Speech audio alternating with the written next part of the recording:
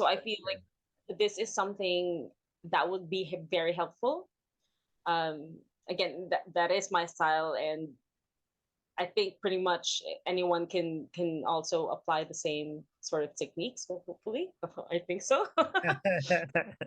Definitely, yeah, definitely. I'm going to put this into some of the tutorials we are offering, and I'll show you as an example. Like this is one approach of doing it because I'd never honestly thought about doing it. I just thought as like the step, the incremental approach, but I love this Mhm. rapid fire machine gun approach. So absolutely super, Alex.